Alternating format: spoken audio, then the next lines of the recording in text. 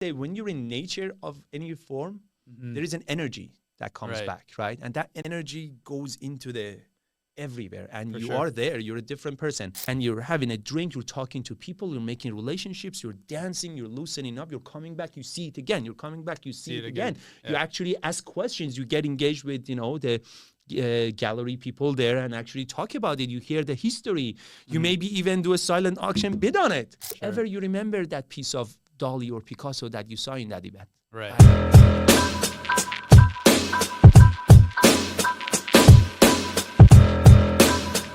Like you talked a little bit about how your direct marketing is creating real consumers or clients of the product. So you host these events, people come to these events because they're parties, they're fun, they're experiences, and then now as soon as they come through the door, you put a bottle of Bootlegger in their hand, or they drink it's embedded in the whole thing. Exactly. I mean, the name of the event is called Bootleggers event. So and so, right? Right. So I love that. First question is, when am I invited? Next week, Friday, Aquarium, I think right? I heard him smirk. Yeah. Vancouver, our next and last event of the year is at Vancouver Aquarium, November 17, next Friday. The tickets have been live for 4 weeks. It's crazy selling also. Is already almost getting to the capacity. Yeah. But you're invited on my guest list, plus as many as you like. You like that, Alexis? 100%. Hey, can we bring him? Yeah, absolutely. 100%. Are you serious? 100%. Hey. Like, when was the last time anybody could actually dance and you're not necessarily just partying, but also you're in that environment with the live fish, the wildlife, the jellyfish, all sorts of this exotic underwater wildlife. And they're live. You see, you don't need that much. You don't need to add any decoration when that's the biggest impact of all life. And I always say, when you're in nature of any form, there is an energy that comes back, right? And that energy goes into the everywhere, and you are there. You're a different person, and you're complemented by good music, good people, good drinks, good vibe. There's visual. There's lots of art. We work with a private art gallery in Vancouver, Charlie Rosso Art Gallery. Shout out to Susanna. I love her. She's the most amazing art gallery person. I've mostly when you deal with art galleries, people who are a little more conservative in giving access for art to people. Susanna is the opposite. She totally gets it. It's amazing to be able to find such a person to work with. We are sharing this art with people, Dali, Picasso, Matisse, Chagall. These are masterpieces of modern art, right? For sure. That to be able to see that in an audience of millennials, Gen Z, millennial, anywhere from 20 to 50, basically in that range. We grew up understanding we don't have access to this luxury of art because art is in the Louvre. You have to pay, stay in the lineup, go to France for hours to be able to see Mona Lisa, right? For sure. But modern art is a little bit more accessible. But then it became an item for, showing off to your friends as a rich family, right? It becomes a commodity for your wall. Right. And that's it, And where do I get to see it? Vancouver Art Gallery. That's it. Yeah. Right. Never. You got to go. And it doesn't resonate. It's just something on the wall. And the whole thing was that if you're walking into art is the soul of this experience, right? This whole thing that we're trying to create for the experience and influence. If you're walking by an art piece, okay, gone. 5 minutes later, you went out and you don't even remember what you saw, right? Now you're seeing this art that is somewhat also connected with the rest of this experience. And you're having a drink, you're talking to people, you're making relationships, you're dancing, you're loosening up, you're coming back, you see it again, you're coming back, you see it again. You actually ask questions, you get engaged with, the gallery people there and actually talk about it. You hear the history. You maybe even do a silent auction bid on it, right? It just, that never goes away. You remember that piece of Dali or Picasso that you saw in that event, right? That adds something to you. I think that's a side effect of what we do, that we're creating a whole new way of exhibiting art to people, which is experiential, right? Which has never been the thing in the art gallery, classic art gallery world, sadly. It's very sad. I love art of any forms, and that's the biggest thing in my life, I think. But, I'm happy that we have a channel to be able to do that. Right. It's a blessing and it's a humble experience to be able to do that, honestly. For sure. And I hope it adds something. Right. So, yeah, Kam, dude, I love everything you've talked about. I loved how it started off as an inner work type journey for you.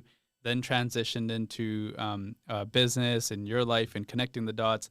You ask that question, why can't I experience this every day? Those are all like really powerful things. So thank you for sharing your story here. I have to ask, like, what's kind of next for yourself, and then also Bootleggers as a brand? Of like, course. what's on the horizon for you guys? So Bootleggers, we want to take over the world, right? We see ourselves as the Red Bull of the mixed drinks. You know, we're tying to lifestyle. I always say this: if the lifestyle for Red Bull was, you know, the adrenaline fueled lifestyle and events like the sports and that kind of stuff, for us, the adrenaline is replaced by art, and the experiences are the, you know, immersive parties, which music and art and cocktails are together. That's the lifestyle we're selling. Right. But there is a difference between the two, that Red Bull only resonates with one way of life, whereas we are trying to tap into the emotions that regardless of who you are, art triggers you. You can't deny that. We're all human. We all have the same 5 basic senses. Right. If you are a human, you would feel what I'm putting out there. You just need to take the effort to just come there and see it, or buy it and taste it, or that's it. You don't need to do much. There's no expectation of self-development. It does it for you. It adds that little punch, and enough punches creates a full knockout effect, right? So suddenly you're like, woo, okay, now I get it, right? So that's for Bootleggers. We want to be global. We want to see this drink and this cocktail and these experiences in the hand and in every corner of the world as big as possible. Next year is full-on North American, you know, takeover, especially in the United States, because it's easier with the alcohol licensing. Canada is very tough, but still BC is always, home is always there. And after that, hopefully all around the world. And along the way, myself, I'm really passionate about people, as you can know, and influence. I'm trying to channel all this energy, all this platform, all these good relationships that we are building to be able to slowly make my way into the world of public speaking, motivational speaking, you know, share my journey with people and make an influence. You know, at the end of the day, I think we are slowly formulating a very cool model to provide and have a deep influence and impact on human with emotions and happiness involved. And I want to leverage that and take it further and, you know, be a person who could hopefully take a step that adds a little bit positivity to the world. And if I change the life of 10 human along my journey, that's a win. For sure. You know, that on its own is a win. So for me, the journey has just been started. That's for me. Hey, you guys heard it here first. That's good, man. I don't know if we're going to talk. We have a little bit extra time, don't we? Okay. We do. Okay. We have a little bit extra time, but honestly, I think I think we could wrap it there. I mean, that's sure. Well, You know, there's more stuff you want to talk about. I have a lot of, I can talk for 24/7. Man. Few hours. I can go for a few hours. But I just want to say one thing that, you know, there is a lot of disappointment. We always, this is like you see this side of it here, right? In these stories when people talk and all that. It's not easy. Of course it's not easy. If it was that easy, everybody would be doing it, right? It's tough. There's a lot of heartbreaks and disappointments and failures and all that. But the way you can, you know, keep going without being disheartened and discouraged and quitting is passion. If there is no passion, it's not going to work. We can start a million businesses, make money, fail, this, that. The thing that keeps you going, despite the fact that you might need to pivot and change. I've done 4 pivots in the business so far, and we're doing more pivots. Pivots are a normal thing. It's not even a bad thing. You have to see what's changing and change with it. Right. Otherwise, you die. Yeah. Other people see it as a pivot. You just think it's normal. It's like, normal. this It's is completely everyday normal, life. of course. Right? But it's the passion that keeps it along, and the passion comes from that original mission and the vision that how to create that a reality that never changes. The change is on the surface. The change is on the delivery. The change is on the, you know, details of how you make it more relatable or more sellable and all that stuff. Deep down, whether it's a can with art or is an experience in person or is a seminar or is a party or whatever that is, it's the same thing. We're trying to create an emotional experience leveraging art and alcohol as a trigger, and technology in a lot of ways, right? You got to use technology to be able to make this more faster, to get this faster to people, right? Right. And it's all about, for me, that's the passion. I want to make that impact. I want to share my goosebump feelings of life with other people. I want them to feel it without the need to spend $10,000 for 1 week to go to Greece. Right? We can't do that every year, every month. Nobody. I can't do that. Right? Nobody can do that. How do we replicate that emotional experience? That's my passion. Now, your passion could be something else, but ask yourself those questions. Find your passion. And I don't think by writing goals on a paper, and I know this is the way of doing it, people are doing. Look, all those things are good. All those little steps that people teach you in coachings and sessions and all that. Oh, write your goals every day. This, but you got to understand, it's not about the writing. That what that gives you is seeing your own goals with your own eyes, so you can take it in and make it a reality. For sure. Maybe we should start teaching people as coaches, as influencers and all that instead of just, hey, every morning wake up, write down your goals. Yeah. So what? Yeah. Give them the what. It's not about the action that is on the surface. It's about first understand, why are you doing it? Yeah. What's the mission? The why is the most important thing. First, the why. Answer the why, and the rest is history. That's it. And the why has to be passion related. That's my pitch for finish. That there. You know what? Find your passion, stick to it. You don't even need to stick to it. You would naturally stick to it. Yeah. There you go. All right. That's it, guys. That's it. We've got Kam here. Kam, do you want to plug your social media as we wrap up? How can people get in touch with you? Where can they find you? Of course. So on the personal level, Kam.VP, and VP is the short for Volatile Project, which is the name of the business that I started, which is the parent company that runs everything. That's why Kam.VP on Instagram. Also, if you search my name, Kam Tabarai or Kam Bootleggers, whatever, I'm very active on LinkedIn. I'm very active on Facebook as well. And all the social channels, TikTok, not so much, but get in there. And YouTube soon. And also Bootleggers Cocktail is our tag for everything. Bootleggerscocktail.com is the website. Bootleggers Cocktail is the Instagram tag, Instagram handle. And yeah, you can find me. I'm very easy to find because everything on my life is public. And you can easily find me. I love to always have a coffee with people, have a cocktail with people. If I can help you in any way, if you can help me in any way, if we can collaborate, if you want to come to our party, experience it. If you have a business proposal for me that makes me a billionaire, absolutely. If you make me a billionaire, I'll make you a billionaire. That's always the case. But you know what? Another thing before we finish, since we had a few minutes, I really want to say that, look, also, there is limited time and energy for people. I know in the entrepreneurial world, we always like to go and talk and chat and have meetings and this. But focus on this. Before every meeting that you take or you go to or inviting somebody, ask yourself this question. Am I adding a value to this person? And is this meeting of that other person adding a value to me? If there is no value, if there is a little value and you could work on it, maybe there is something, right? And I'm not saying don't be social. No, but we're all over social, I think, at this point. We have limited time. You got to run the business. Someone's got to run the business. Someone's got to do it. Try to be value focused in meetings, in groups. There are like 1 billion entrepreneur clubs right now in Vancouver, right? Right.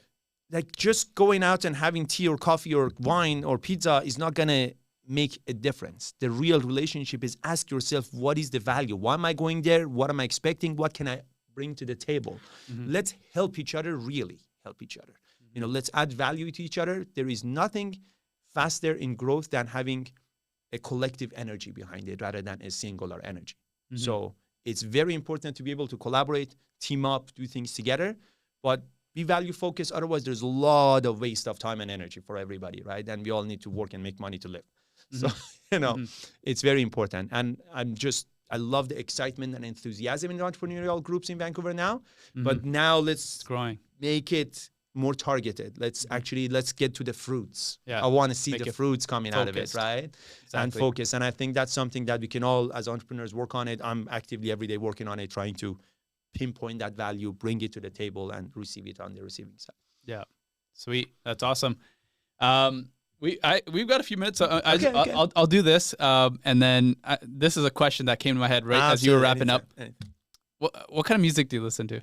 A lot of electronic music because I'm a Okay. DJ as well, right? DJ Right, okay. Shaker official. The reason is because I used to shake a cocktail. Yeah, So I yeah. call it DJ Shaker. I play electronic music, but I grew up in jazz and blues and rock and roll and Yeah. later on like the classic rap and hip hop, like, you know, Snoop Dogg and Dr. Dre style. And eventually I became more in, like, got into more electronic music because it's a simple fact. We all love music. Music evolves too. Electronic music is kind of the evolved version from the production perspective. You can produce something that the electric guitar with the synthesizer back in the time of Pink Floyd would take hours. And that specific person who was the genius, right, to do it. You can replicate that 5 minutes later on a computer today. Right. 10 times better with the diversity of the frequency that you want to generate. Exactly. It's I think that's also another openness into a whole different part of art.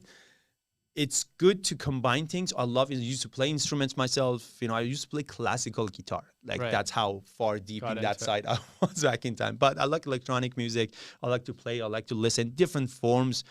I'm not into more EDM style as much. I'm more into house and funky house music and stuff. Cool. Yeah, that was something that came. Yeah. Came How about mind. you? What do you listen to? I listen to literally everything, but like they say whoever says that is no. I'll tell you because I'm trying to dodge the question. More recently, I was listening to Sid the Musawala. So the reason I asked you this question is because his song got stuck in my head.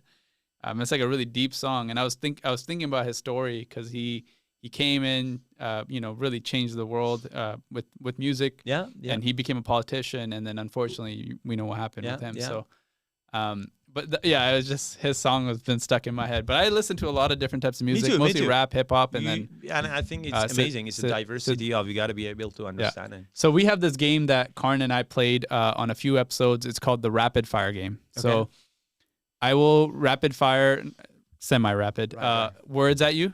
And you can only respond with one to two words. One to two words. So it's not long answers. Just quick. Yeah, got it. Okay. Got it. And then we'll wrap it up after that. Let's go passion. Work.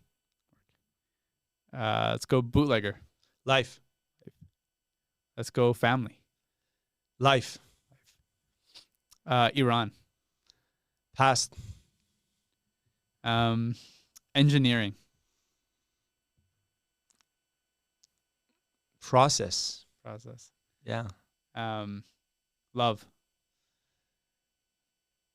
How do I say it? Inside. That's maybe. Traveling. All the time. Happiness. Lifestyle. Money. There. That's a great answer. Business. Here. Yeah. Unconventional. Here. Yeah. I love it. Unconventional. Best podcast in the Lower Mainland. Unconventional. Big time. My goal is to actually make this one of the best podcasts in Canada. So it's amazing, man. I love the vibe and the whole thing is cool. It's cool to see that. It's, you know, podcast is also not tough because everybody's trying to do podcasts, but it's cool to focus on a niche and different people. You're doing great. I mean, I've seen a few episodes I looked up and all that stuff. It's cool. It's cool to be unconventional. I love to be I'm an unconventional person. It gives me the flexibility to interview anyone. Right. Actually, the real brains is Alexis behind the desk there. He's the real brains. But cool, man. Thanks again for coming on the show. I appreciate having you on. Of course. I'm looking forward to the event on November 17th. Next Friday, not this Friday. Next Friday, Alexis and I, we're going to show up. Absolutely. Bring your best suit, Alexis. Yeah. We always say it's a gala, but creative attire. It's not formal. It's creative chic. Right. Get colorful. Be funky. You know? So if you guys haven't already bought tickets to the event, you can get them online. You can get online at all of our social channels, website. The link is all over. You won't miss it. Bootleggerscocktail.com. You'll see it. Thanks again for tuning in for this episode of Unconventional. Finish it with a cheers? We should, yeah. If you have anyone that you think should be on the show, swipe up, DM me, shoot me a message. You know how to get in touch. Thanks again, Cam. Appreciate it. Thank you. Thanks for having me. Cheers. Do you have the typical South Asian body type where your arms, legs, and face are skinny, but around your waist is a little bit extra? For all your fitness needs, check out SouthAsianStrong.com.